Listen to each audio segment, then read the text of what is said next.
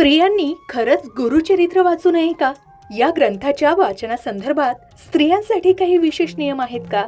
किंवा हे केवळ गैरसमज आहेत? सत्य काय आहे? चला जाणून घेऊया. गुरुचरित्र हा श्री दत्त संप्रदायातील अत्यंत पवित्र आणि महत्त्वाचा ग्रंथ आहे. या ग्रंथात श्री नृसिंह सरस्वती स्वामींच्या अद्भुत लीला, त्यांचे उपदेश आणि त्यांच्या भक्तांच्या कथांचं वर्णन आहे. काही ठिकाणी स्त्रियांनी गुरुचरित्र वाचू नये असं सांगितलं जातं. या गैरसमजामागे काही कारणं असू शकतात, जसे की पूर्वीच्या काळी मासिक पाळीच्या काळात स्त्रियांना धार्मिक कार्यापासून दूर ठेवलं जाईल, किंवा काही ग्रंथांमध्ये उल्लेख केलेल्या कठोर नियमांमुळे स्त्रियांना ते पाळणं शक्य होणार नाही अशी समजूत होती. गुरुचरित्र म्हणताना होणारी प्रचंड उष्णता स्त्रियांना हानिकारक असू शकते, अशी ही एक समजूत आहे. याशिवाय गुरुचरित्रातील काही कथांमधील तपस्वी जीवनाचे वर्णन किंवा काही कठीण तपश्चर्या या स्त्रियांनी पाळू नयेत अशा समजुतीतूनही हे गैरसमज निर्माण झाले असावेत.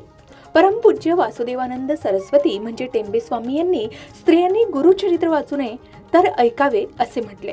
त्यांच्या मते पारायणासाठी असलेले नियम आणि अटी पाळण्यात स्त्री धर्मामुळे खंड पडण्याची शक्यता असते.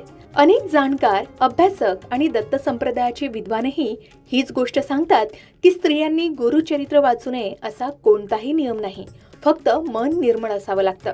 आता अनेकांना या प्रश्नाचा संभ्रम असतो. यावर सुंदर पर्याय म्हणजे गुरुचरितामृत. ही 16 अध्यायांची पोथी संत कवी दास गणू महाराज यांनी विस्ताराने लिहिले.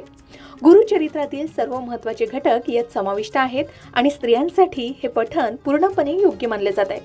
दास गणू महाराजांच्या या लिखाणाला स्वामींची परवानगी असल्याचंही सांगितलं जातं.